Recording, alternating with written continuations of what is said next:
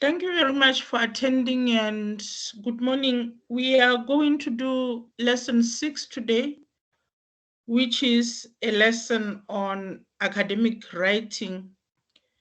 And as you know, writing is a part of what we do every day. We write for our school purposes, we write also for our work purposes, and we write for many other purposes. So each type of writing has its own rules, and academic writing also has its own rules and the conventions that are used to make it academic writing in the way that it has to be. So, what we are going to be doing today is to look at academic writing and to look at some of the principles of academic writing and perhaps why do we have to do academic writing as well. In terms of the process for this lesson, we are going to do as we have done in the previous lessons. You will still go back to your books and read the theory in your books and log on to Call Campus and see the slides if you haven't done so already, in order to understand more what we have said in class. Now, let us look at academic writing as a principle. This is something that is very important for all students in higher education, like yourselves, students at universities, not only for students, but also for lecturers and everyone else that is working in the academic field.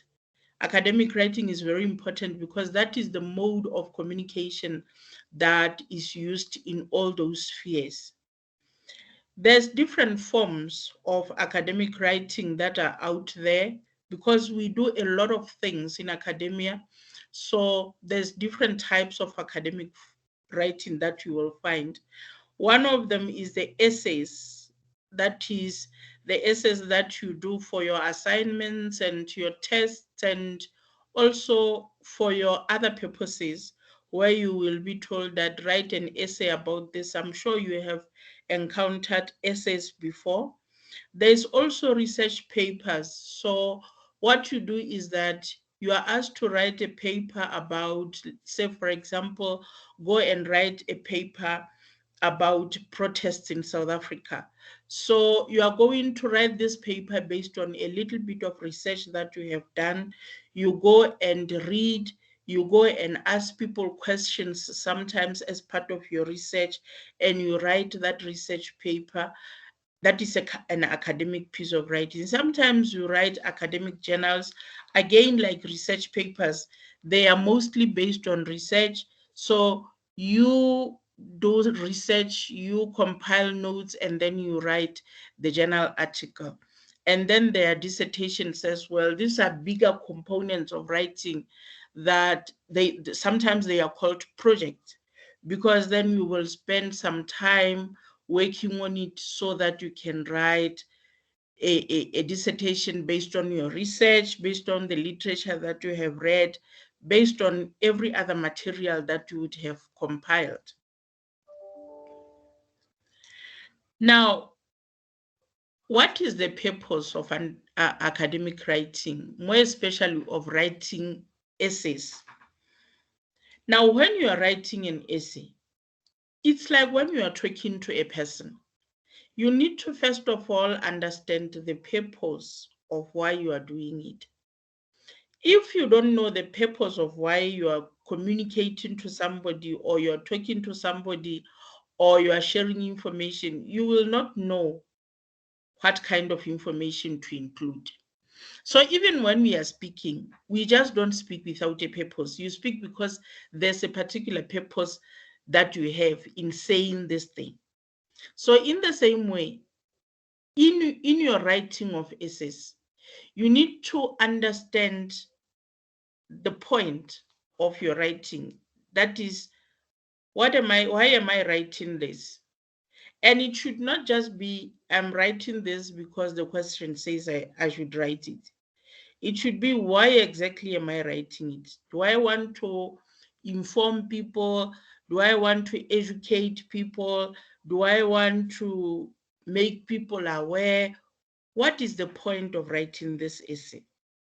When you know what is the point of writing this essay, or what is the purpose of writing this essay, then you are able to use the rules that are appropriate and also include the information that is appropriate. If you know that I want to educate people, then you are going to include information that is going to educate people. And you are going to do structure that essay in a way that it educates. If you say, I'm writing to entertain people, I want people to laugh when reading this, then you will structure the information in a way that will make them laugh. So you need to understand why you are writing so that you can understand what to include and how to structure your information. So depending on why you're writing, the writing or the essay that you're writing will have different characteristics, like I have just mentioned, that if you want to make people laugh, it will have jokes inside, it will be structured in a way that is laughable. Now, every time before you write, you need to start with some kind of planning. Writing is a process. So when they say to you, write an essay, like they are going to be saying in your assessments, write an essay about this and submit it on the 12th of August, for example. Don't start writing that essay on the 12th of August. Don't open Call Campus and then just start writing an essay. You need to plan. You need to plan and be clear about why you are doing this, what you want to achieve with it, and how are you going to do this. Now, this is one of the examples that are given of planning for writing. It is not the only one, but this is the one that they have given here. You need to, before writing, sit down and ask yourself, what kind of information do I want to pass? What do I need in order to pass that information? And how do I structure the information? So you have a little bit of a plan. You can even plan the essay itself and say, paragraph 1, introduction; paragraph 2, protests; paragraph 3, disadvantages of protest; paragraph 4, advantages. So you have a plan. That is the plan that you do before writing. And then when you have planned, you also, part of the plan is, I'm going to need this information. I'm going to read articles about this.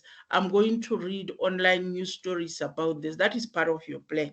So you have planned what to write, you have planned how to structure it, you have also planned where you are going to get additional information. Then you can start writing. And you don't just write and submit. You write and revise and write again and revise and edit until you get to a point where you can say, I'm comfortable with this, then now I can submit it. I'll give you an example. I have been writing a document. I don't know whether I will be able to share it with you, but I wanted to show you. I've been writing a document. It's one page that I'm supposed to submit to some people on the 23rd. I started on it on the 29th of July. It's just one page. And since then, I've been writing and deleting and revising and writing and deleting and revising. Even this morning, I was doing the same thing. So I have not yet finished that one page for all those days. That is because writing is a process. You go and write, you read and revise, write, read and revise until you get to a comfortable stage. So that is in the same way what is supposed to be doing, what you are supposed to be doing in writing. Don't just write and submit. Write and spend some time reading this and asking yourself whether it makes sense. Sometimes, if you have time, give it to somebody else to say, can you read this and tell me whether it makes sense? Then you will realize that it actually makes a lot of difference, because somebody else that is reading it, that has not written it, can actually give you better insights into whether this actually makes sense. So don't just write and submit. Write and read and revise, and if possible, give it to somebody else, so that you are sure that your essay makes sense, your essay is written properly. So you need to plan before writing. And one of the things that we do when we write in academic writing is that we do some research. What do we mean by research? By research, we mean that you're going to be drawing on from the work that has been done by other people. So you're writing about protests.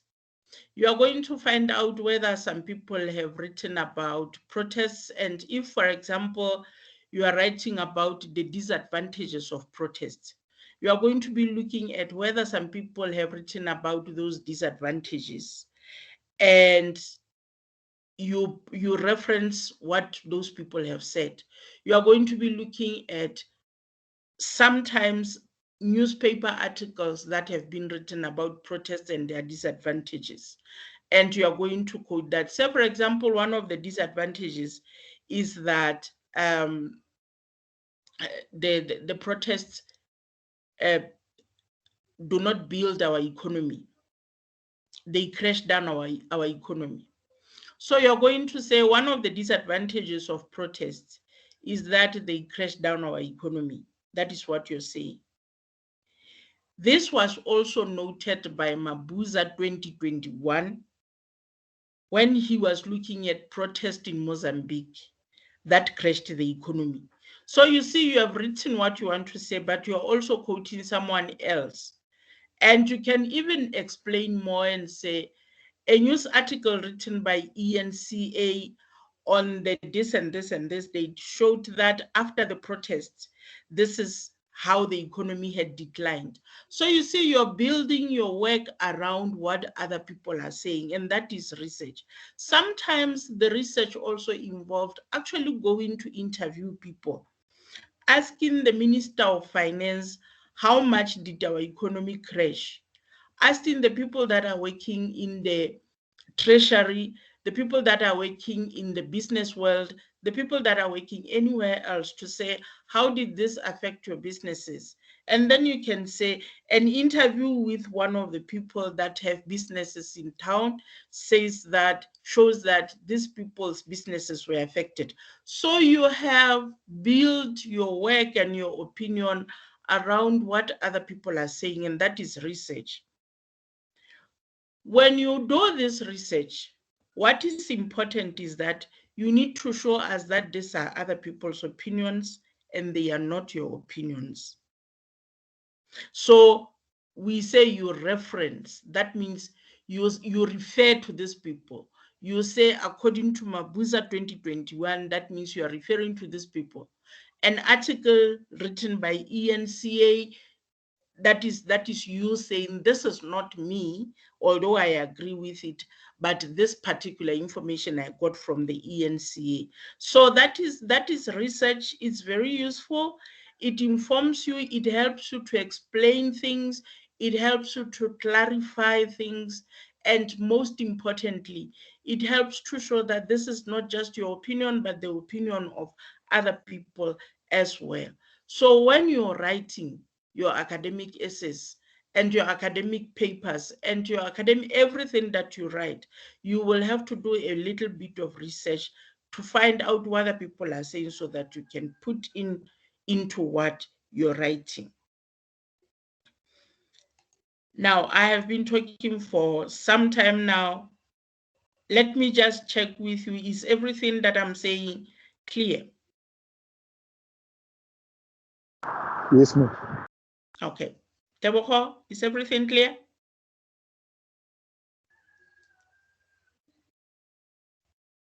Yes, ma'am. Okay, Mohau? Yes, ma'am, it's fine. Okay.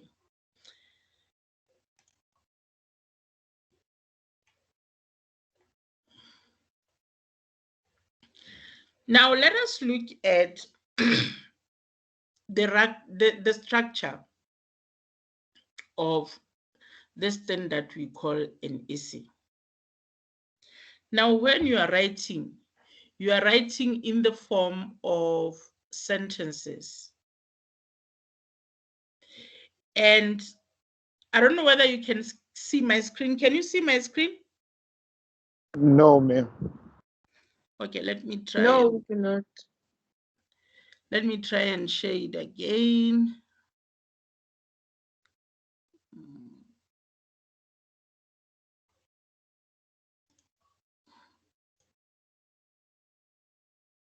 Can you see it now? Yes. Yes, we can. It is in the writing process. You can see that. Yes. Okay. I want to do this, and I want you to tell me, sorry. I want you to tell me what is.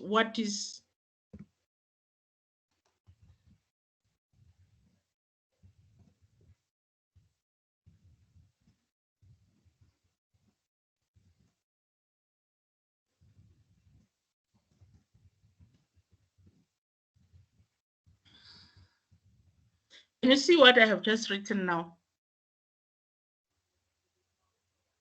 Yes. Because the weather is cold and there's a need for warm clothes. So when you're writing, your writing is supposed to be made up of full sentences that are in the form of paragraphs. So let us say I was writing an essay about why are you wearing a big jacket and a big hat today? So I answer this way: because the weather is cold and there's a need for warm clothes. Is that a full sentence?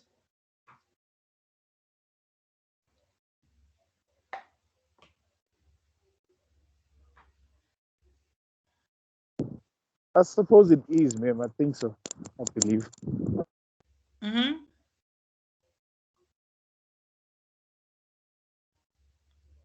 Now, this is the mistake that most of us do when we are supposed to write in full sentences. Now, in Oh, this, no, nothing, ma'am. Nothing. okay. Now, this is a word that shows that this links this information with something else. So if you say because the weather is cold and there's a need for warm clothes, we expect you to say something else. Because the weather is cold and there's a need for warm clothes, that is why I wore warm clothes. Or I wore warm clothes because the weather is cold and there's a need for warm clothes.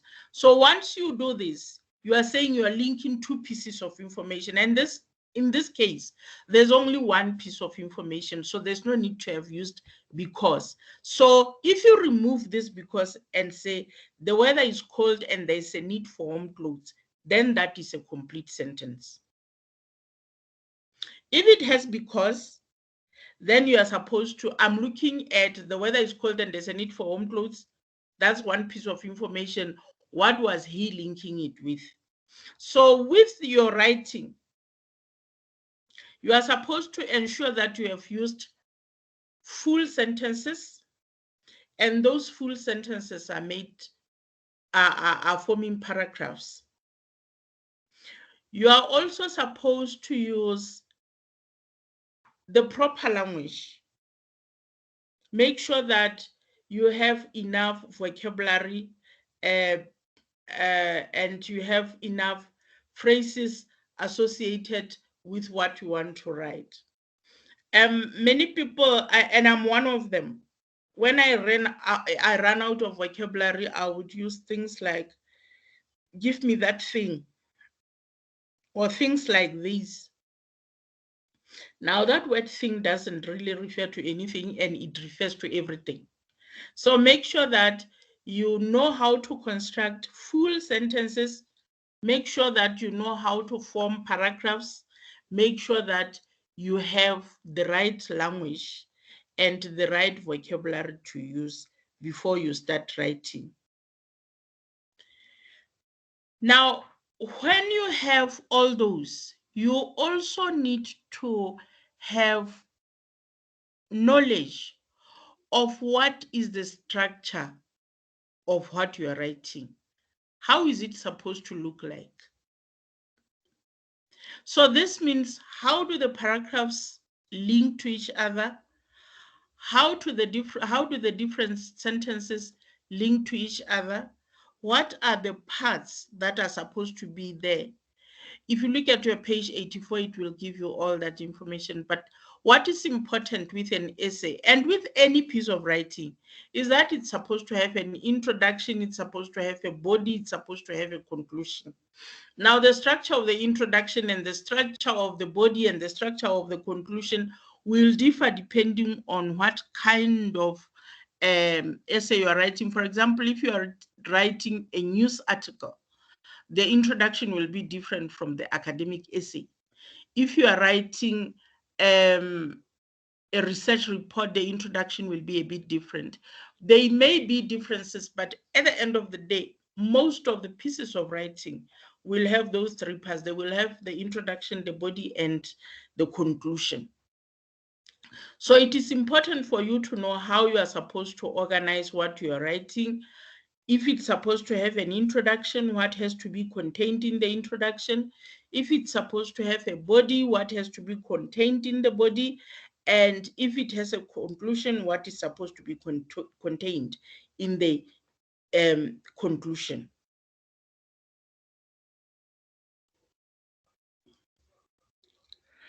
Now, for your test for this particular lesson, not a test as such, but an activity, go and look at activity 3A on page 85 and do that. And of course, we will post something in the discussion forum for you to participate in the discussion. And in our next lesson, we will be looking at chapter 3 of your book, and that will be a continuation of writing skills. So this was an introduction to the writing skills. Now we are going to get to the specifics of the writing skills in our next series of lessons. Now, the take-home message for this, or the take-home messages for this particular lesson, is that, one, you need to know that writing is a process. So it's not something that you just plan now and write now and submit now. It's something that is a process of going back and forth through editing, through revising, so that you can get to what you think is the final version of what you wanted to submit. You need to also know that academic writing has a particular structure. So when you do academic writing, there's a particular structure that you have to conform to. And one important thing in academic writing is that your writing should include some bit of research. And remember, I said research can be what you have read, but it can also be the interviews that you have held with other people. And also remember that structuring your essay is very important. Always remember that it's supposed to have a structure, and be aware and always remember the information that has to be contained in each of those parts of the structure. So those are the take-home messages for this one, as an overview of writing skills. And then we will get to the specifics of actually what has to be contained in the introduction, what has to go in the body, how do we structure the body, how do we structure the introduction, how do we structure the conclusion, and how do we also reference properly in the next series of lectures. Having said that, are there any questions or issues that you might want me to clarify before we part ways?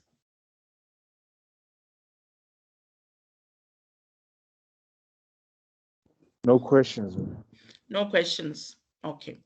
Thank you very much for attending, and I will be seeing you next week, I think at the same time, for our next lesson. Thank you, man. Have a good day. Okay, have a good day too.